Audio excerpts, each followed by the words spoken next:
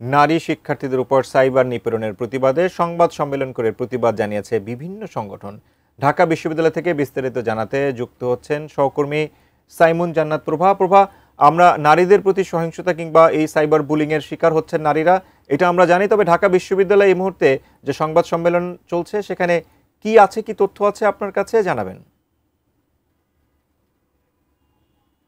রয়েছে ঢাকা বিশ্ববিদ্যালয়ের মধুর ক্যান্টিনের সামনে। আমরা কিন্তু সকাল থেকে এখানে রয়েছি এবং আমরা দেখতে পেয়েছি যে ডাকসু নির্বাচনকে ঘিরে এবং গতকালকের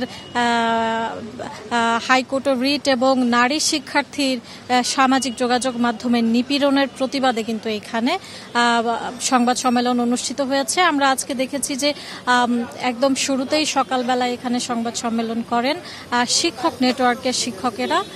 তারা জানান যে বিগত 2019 সালের ডাকসু নির্বাচনেও কিন্তু তারা নির্বাচন সুষ্ঠু এবং সুন্দরভাবে হওয়ার জন্য তারা কিন্তু সোচ্চার ভূমিকা পালন করেছেন এবং এই 2025-এ যে ডাকসু নির্বাচন হবে এই নির্বাচনও সুষ্ঠুভাবে হওয়ার জন্য তারা কিন্তু সোচ্চার ভূমিকা পালন করছেন এবং তারা তাদের 13টি প্রস্তাব মূলত তারা সেখানে উপস্থাপন করেন এবং গতকালকে নারী শিক্ষার্থীকে সামাজিক যোগাযোগ মাধ্যমে নিপীড়নের যে ঘটনা ঘটেছে, বিশ্ববিদ্যালয়েরই জহিরুল হক হলের এক শিক্ষার্থী যেই সামাজিক যোগাযোগ মাধ্যমে তাকে যে ধরনের অবমাননাকর কথা লিখেছেন সেইটার প্রতিবাদও কিন্তু তারা জানিয়েছেন এবং শিক্ষক নেটওয়ার্কের পক্ষ থেকে বলা হয়েছে যে সেই শিক্ষার্থী যে অপরাধ করেছে সেটি কিন্তু ক্ষমার অযোগ্য এবং তারা এটার কঠোর শাস্তি কিন্তু দাবি করেছেন। এর পরবর্তীতেই সংবাদ সম্মেলন করে অন্য আরেকটি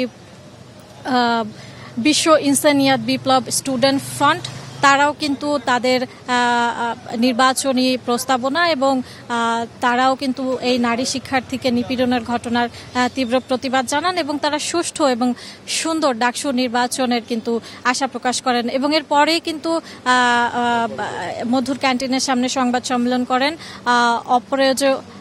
অপরাজয় 71 এবং অদম্য 24-এর সদস্যরা এবং আমরা কিন্তু এখন পেয়েছি অপরাজয় 71 এবং অদম্য 24-এর একজন সদস্য পদপ্রার্থী। আমরা কথা বলবো তার সঙ্গে এবং তার কাছ থেকে আমরা জানতে চাইবো যে তাদের সর্বশেষ ডাকসু নির্বাচনে তাদের কি ভাবনা এবং তারা কি মনে করছেন।